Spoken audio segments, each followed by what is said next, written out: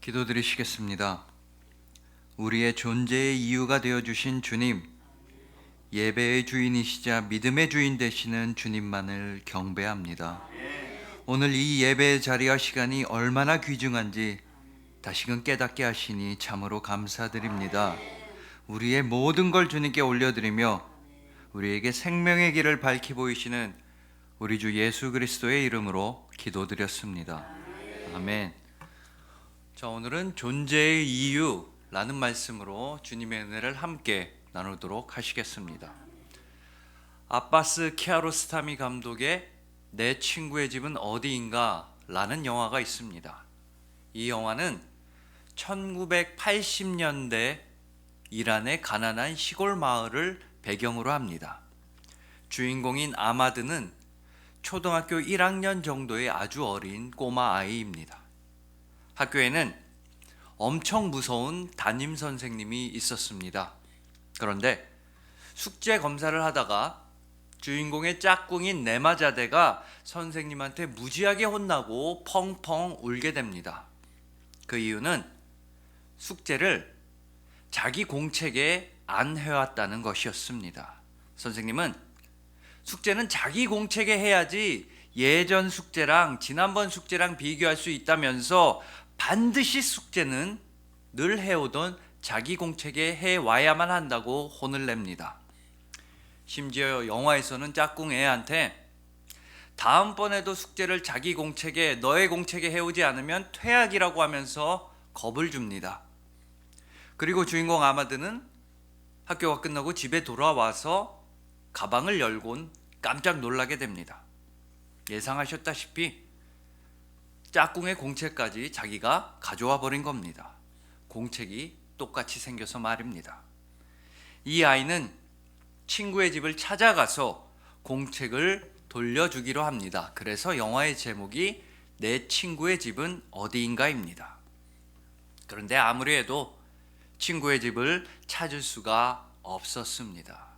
짝꿍이 산다고 하는 동네에 가보기도 하고 지나가는 모든 사람들을 붙잡고 짝꿍네 집을 물어봤지만 도저히 찾을 수가 없었습니다. 어린 주인공은 깜깜한 밤이 되어서야 집에 돌아옵니다. 당연히 엄마한테 등짝을 맞고 죽도록 혼납니다. 엄마가 늦은 저녁을 차려줬지만 이 아이는 밥도 안 먹습니다. 아까 낮에 펑펑 울던 내 친구, 공책이 없으면 퇴학을 당할 것만 같은 내 짝꿍이 불쌍해서 밥을 먹을 수가 없었습니다. 너무나 막막하고 미안했습니다. 꼬마아이는 이제 깊은 슬픔에 잠기게 됩니다.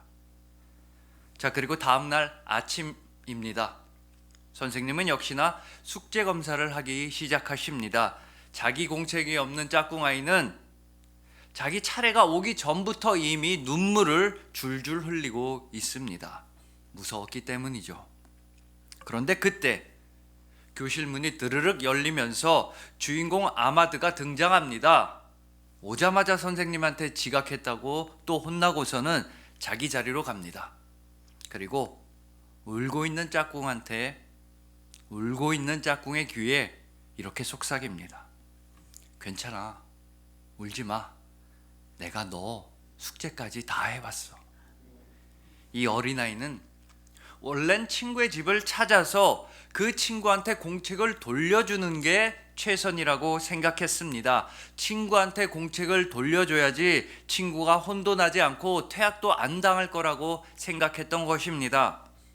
하지만 친구의 집을 찾을 수 없게 되자, 모든 길이 막히게 되자 아이는 생각을 달리 했습니다.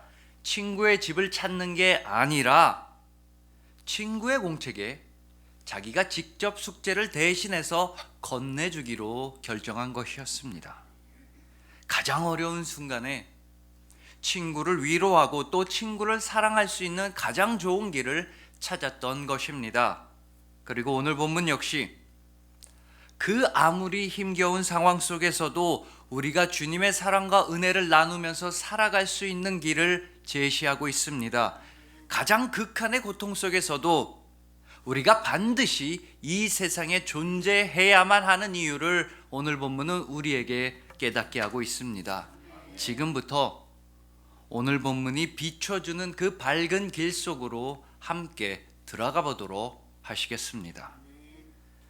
자, 오늘 본문 속의 사도 바울은 매우 어려운 상황에 처해 있었습니다. 예수님을 전하다가 감옥에 갇혔기 때문입니다. 감옥살이가 쉬울 리 없습니다. 그냥도 힘든데, 지금도 힘든데, 복음 전파로 인한 핍박까지 받는 당시의 감옥살이가 편했을 리가 전혀 없습니다. 너무나 힘든 나머지 사도 바울은 이렇게까지 고백을 하게 되는 것이었습니다. 본문 22절부터 23절입니다. 그러나 만일 육신으로 사는 이것이 내 일의 열매일진데 무엇을 택해야 하는지 나는 알지 못하노라. 내가 그 둘 사이에 끼었으니 차라리 세상을 떠나서 그리스도와 함께 있는 것이 훨씬 더 좋은 일이라 그렇게 하고 싶으나, 이렇게 육신을 입고 사는 일에 있어서는 아무런 의미를 찾을 수가 없다는 것입니다. 하나님을 향한 사랑과 이 세상에서 살아가는 고통 사이에서 그 둘 사이에 끼어서 지금 극한의 갈등에 처해 있다고 고백하는 것입니다. 그래서 심지어 차라리 세상을 떠나서, 차라리 죽어서 저 천국에서 예수님과 함께이고 싶다고만 말합니다. 감옥에 갇혀서 당하는 고난이 얼마나 심했으면 차라리 육신이라는 감옥을 벗어나서 예수님 곁으로만 가고 싶다는 뜻입니다. 그리고 이건 사도 바울만 이랬던 것이 아닙니다. 구약을 보면 엘리야라는 선지자가 있었습니다. 정말 위대하고 훌륭한 하나님의 사람이었습니다. 이 엘리야는 갈멜산에서 바알과 아세라를 숭배하던 우상의 선지자들과 한판 대결을 펼치고 완벽하게 승리했습니다. 그리고 3년이 넘는 가뭄을 끝내는 단비를 이스라엘 땅에 내리게도 하였습니다. 그러나 그런 놀라운 일 직후에 곧바로 엘리야는 도망자 신세가 되고야 맙니다. 왜냐하면 우상신 아세라를 섬기던 이세벨이라는 악한 왕비가, 나라의 권력자가 이 엘리야의 목숨을 죽이겠다고 맹세했기 때문입니다.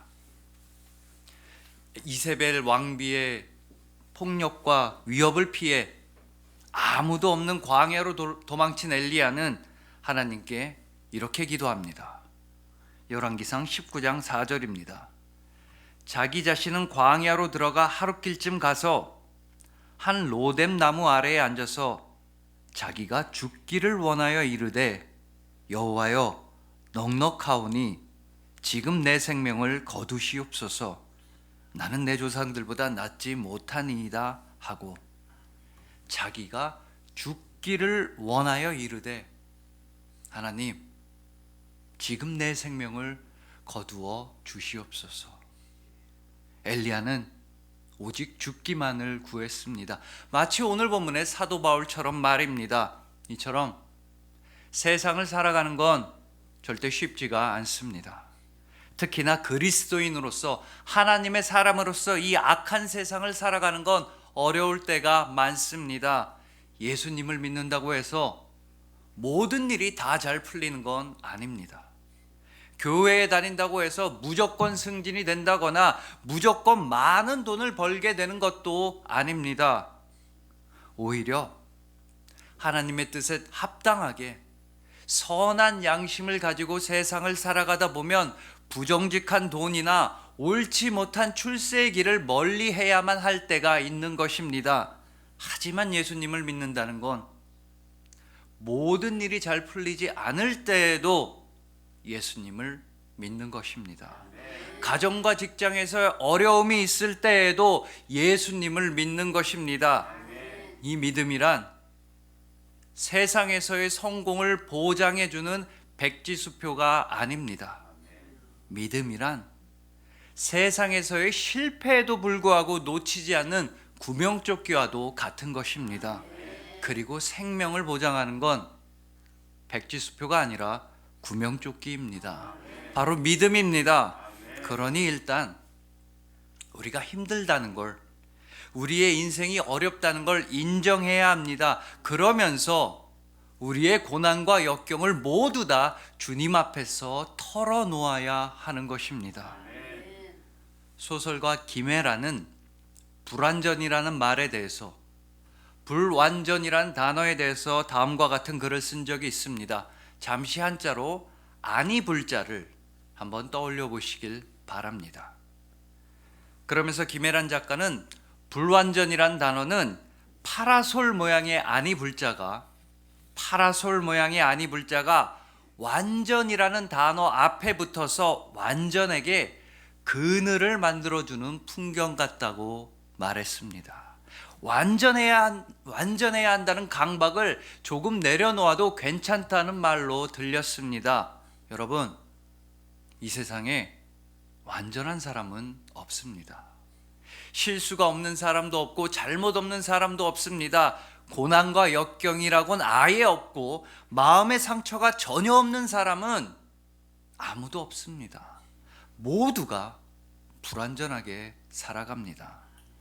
우리가 완전하지 않다는 사실을 인정하시길 바랍니다. 내가 완전해야 한다는 강박 앞에 잠시 아니 불자를 한번 붙여보시길 바랍니다. 나의 불완전함, 인간의 불완전함을 인정하는 것은 오히려 하나님의 완전하심, 오직 하나님 한 분만이 완전하신 분이라는 사실을 인정하는 가장 빠른 길이 될 수도 있습니다. 구약의 위대한 선지자 엘리야도 죽을 만큼 힘든 고난을 겪었습니다. 신약의 위대한 사도였던 바울 역시도 죽을 만큼 힘든 고난을 겪었습니다. 그리고 그들 모두가 완전하지 않았음을 기억하십시오. 그들 모두가 힘들었다는 걸 잊지 마십시오. 그러나 그들은 결국 하나님께 모든 것을 털어놓았습니다. 하나님께 기도를 드렸습니다. 그러자 하나님은 그들에게 새로운 길을 열어주셨습니다. 엘리야에게는 숯불에 구운 떡과 한 병의 물을 주시면서 새로운 힘을 부어주셨습니다. 그리고 사도 바울에게는 오늘 본문을 통해서 사도 바울의 존재의 이유를 다시 한번 상기시켜 주셨습니다.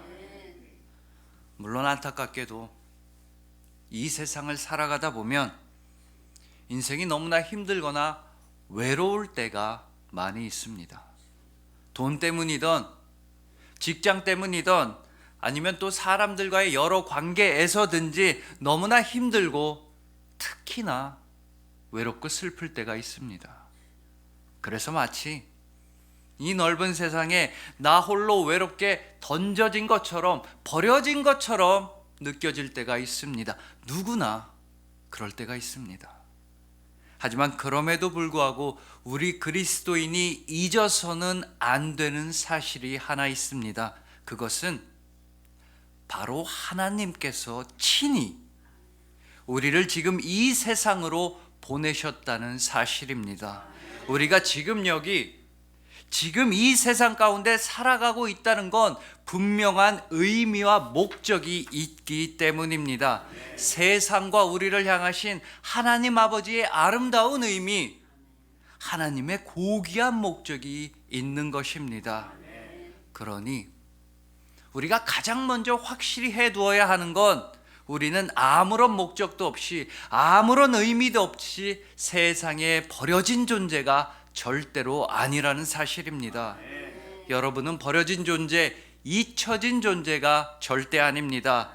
또한 여러분의 삶은 무의미한 삶도 아니고 이유 없이 허무한 삶도 절대로 아닙니다. 여러분을 향하신 주님의 분명한 목적과 확실한 의미가 있습니다. 하나님께서는 여러분에게 삶의 소망, 삶의 이유를 주시는 분이십니다. 하나님은 절대로 여러분을 포기하지 않으시고 여러분을 영원히 사랑하십니다. 바로 하나님께서 여러분을 사랑하시기에 여러분은 지금 이렇게 존재하고 숨쉬며 살아가고 있는 것입니다. 그러니 부디 우리가 지금 겪고 있는 고난과 문제 가운데에서도 하나님만을 바라보시길 간절히 소망합니다. 오직 하나님의 사랑을, 오직 하나님의 은혜를 여러분의 존재의 이유로서 삼으시는 여러분들을 주님의 이름으로 축복합니다. 자, 다음으로 사도 바울이 어떤 과정을 거쳐서 어떻게 해서 자신의 존재의 이유를 깨달았는지는 오늘 본문 23절과 24절을 함께 보아야 합니다. 내가 그 둘 사이에 끼었으니 차라리 세상을 떠나서 그리스도와 함께 있는 것이 훨씬 더 좋은 일이라 그렇게 하고 싶으나 내가 육신으로 있는 것이 너희를 위하여 더 유익하리라. 그렇게 하고 싶으나, 차라리 이 세상을 떠나서 저 천국에서 예수님과 함께 있고 싶으나 내가 육신으로 있는 것이 너희를 위하여 더 유익하다고 고백합니다. 자기만 생각했을 때는, 내 문제와 고난과 역경만 생각했을 때에는 이 세상을 떠나버리고 싶지만, 이 편지를 받아볼 빌립보 교회의 성도들만 생각하면, 그들을 떠올리면 그래도 자기가 이 세상에 있는 편이 그들에게 더 도움이 된다, 더 유익하다는 결론인 것입니다. 즉 사도 바울은 자신의 존재의 이유를, 자신이 이 세상에 있어야만 하고 살아가야 하는 이유를 자기 자신에게서는 찾지 않았다는 뜻입니다. 자신의 존재의 이유를 다른 사람들에게서, 다른 이들을 돕는 데서 찾았던 것입니다. 그러므로 결국 사도 바울은 자기 자신만을 위해서 사는 것이 아니라 다른 사람들을 도우며 사는 것이야말로 주님께서 주신 삶의 의미와 목적이라는 사실을 분명히 알았던 것입니다.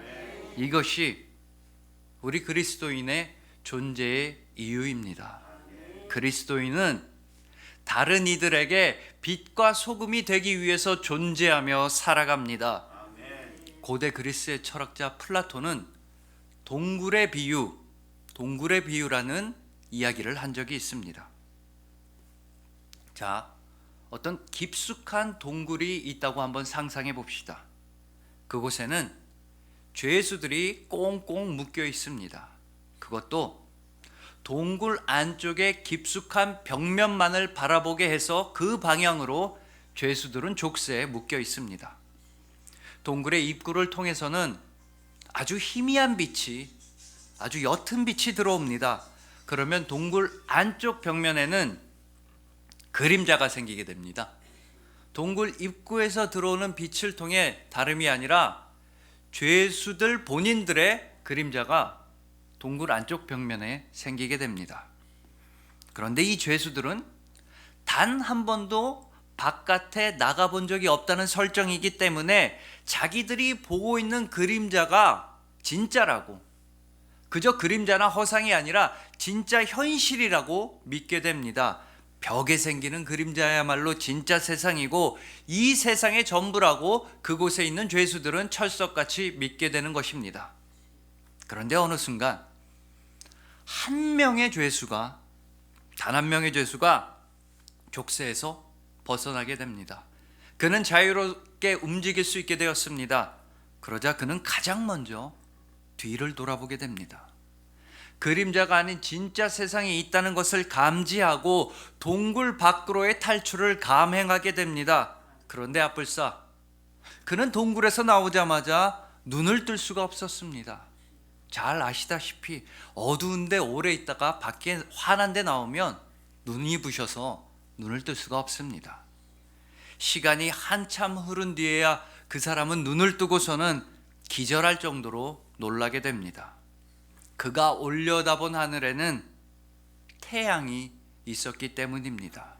세상의 모든 것들을 환하게 비춰주는 태양이 저 하늘에 있었습니다. 모든 열과 모든 빛의 근원이 되는 태양은 놀랍게도 존재하고 있었습니다.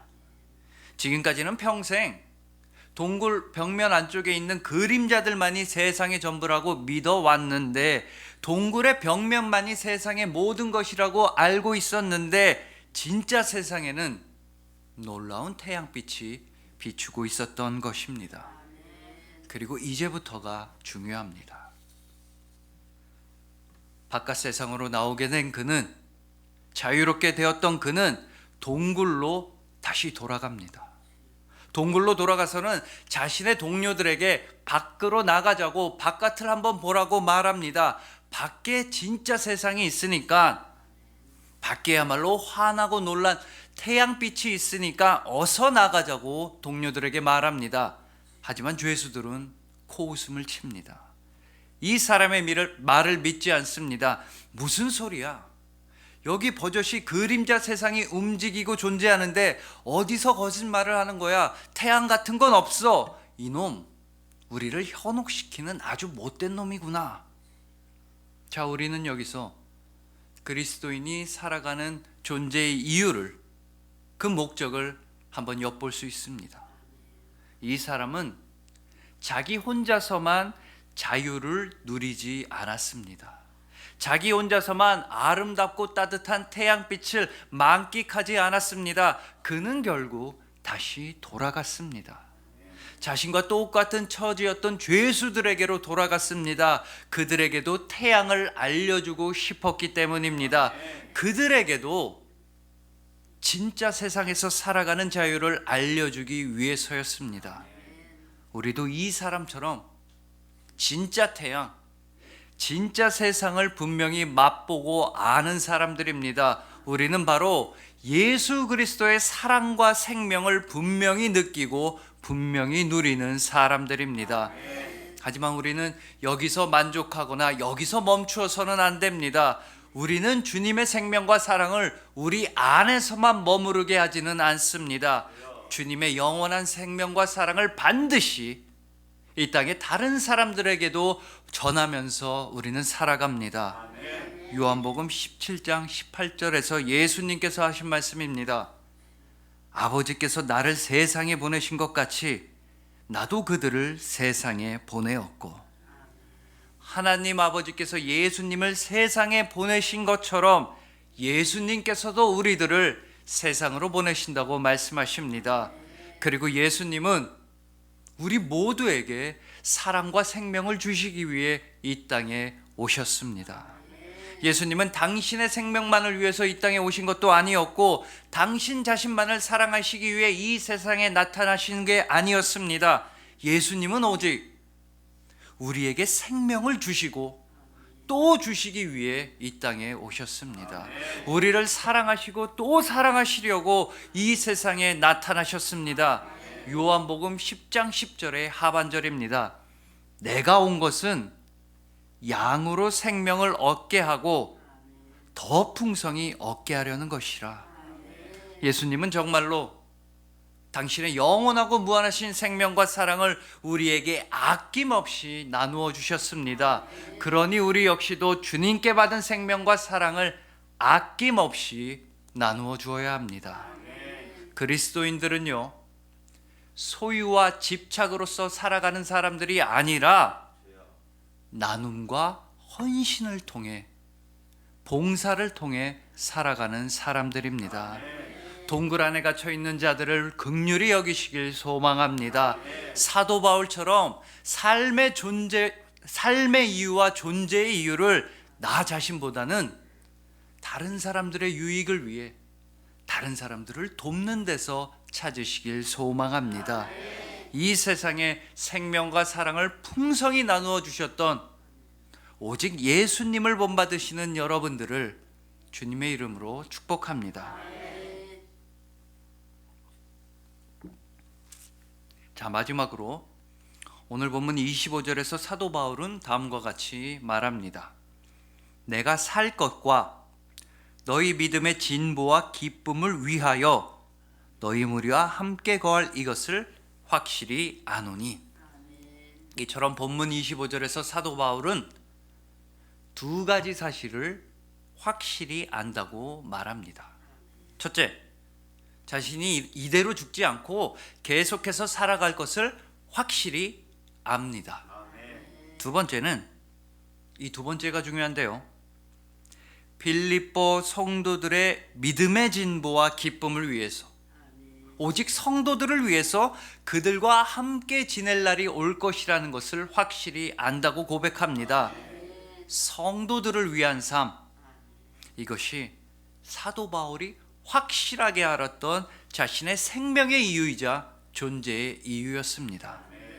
자, 그리고 다른 성도님들의 믿음의 진보와 기쁨을 위해서 살아가는 삶에 관해서는 김정주 전도사님의 안녕 기독교라는 책에선 이렇게 말하고 있습니다. 우리 모두는 예수님을 처음 만나고 처음 예수님을 믿었을 때에는 이등병의 마음을 가지게 된다는 것입니다. 나 같은 죄인 살리신 주님의 은혜가 놀랍고 고마워서 하나님 나라의 이등병이 됩니다.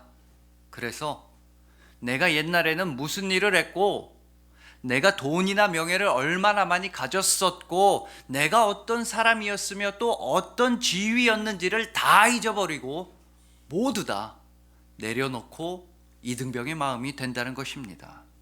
처음 믿음을 가질 때는 하나님 나라의 이등병이 되어서 주님을 섬기는 마음으로 가득 차게 됩니다. 그래서 내 옆에, 내 눈에 보이는 사람을 섬기는 것이 곧 보이지 않는 주님을 섬기는 것임을 깨닫고 다른 사람들을 열심히 도와주며 살아가는 착한 사람이 됩니다. 하나님 나라의 이등병답게 헌신할 일이 있으면 제가 하겠습니다 이러면서 헌신하고, 또 도움이 필요한 어려운 성도님이 있으면 제가 하겠습니다 이러면서 돕는다는 것입니다. 그러다가 점점 시간이 흐르면서 나 같은 죄인 살리신 하나님의 은혜가 더 이상 놀랍지 않게 됩니다. 점점 하나님의 사랑과 은혜에 대한 감동과 놀라움은 무뎌지게 됩니다. 이건 하나님 나라의 이등병에서 하나님 나라의 병장으로 자기가 스스로를 진급시키는 셈입니다. 그러면서 슬슬 갑질을 하게 됩니다. 몸과 마음으로 또 영적으로 갑질을 하게 됩니다. 제가 하겠습니다 이런 모습은 온데간데 없이 사라지고 제가 하겠습니다, 제가, 나 말고 저 사람이 하겠습니다, 바로 이렇게 됩니다. 나 같은 죄인 살리신 하나님의 은혜가 놀랍지 않고 너 같은 죄인 살리신 하나님의 은혜가 의문스러워집니다. 하지만 그리스도인은 절대로 갑질을 하는 사람들이 아닙니다. 그리스도인은 오직 갑절의 은혜를 구하는 사람들입니다. 갑절의 사랑만을 구하는 사람들입니다. 이제부터 우리는 다른 성도님들과 다른 이웃들의 믿음의 진보와 기쁨을 위하여서 열심히 노력해야 합니다. 다시 초심을 회복하고 다시 주님을 향한 첫사랑과 첫마음을 회복해서 하나님 나라의 이등병으로 돌아가야 합니다. 이것이 바로 우리 그리스도인의 존재의 이유입니다. 고린도전서 4장 20절입니다. 하나님의 나라는 말에 있지 아니하고 오직 능력에 있음이라. 이제 말이 아니라 능력으로, 실천으로, 또 행동으로써 우리 그리스도인의 존재의 이유를 이 세상에 보여주어야 할 때인 것입니다. 그리하여 삶의 역경과 고난이 아니라 우리 삶의 목적과 의미를 주신 하나님만을 바라보시는 여러분들, 다른 사람들을 위하고 돕는 삶에서 존재의 이유를 찾으시는 여러분들, 서로의 믿음의 진보와 기쁨을 위해 최선을 다하시는 여러분들을 진심으로 사랑하고 축복합니다. 기도드리시겠습니다. 우리의 존재의 이유가 되어주신 주님, 주님께서는 가장 좋은 섭리와 가장 아름다운 계획을 가지시고 우리를 지금 이곳으로 보내주셨음에 감사를 올려드립니다. 우리가 지금 겪고 있는 고난과 문제가 아니라 우리에게 생명과 소망만을 보여주신 주님의 십자가를 바라봅니다. 아멘. 우리를 사랑하셔서 당신의 생명을 내어주신 예수님을 따라 아멘. 우리도 서로 사랑하며 아멘. 서로의 믿음의 진보와 기쁨을 위해 살아가도록 하겠습니다. 오직 예수님의 마음을 품고 오직 예수님을 닮아가는 것만이 우리의 존재의 이유이기 때문입니다. 우리에게 생명의 길을 밝히 보이시는 우리 주 예수 그리스도의 이름으로 기도드렸습니다. 아멘.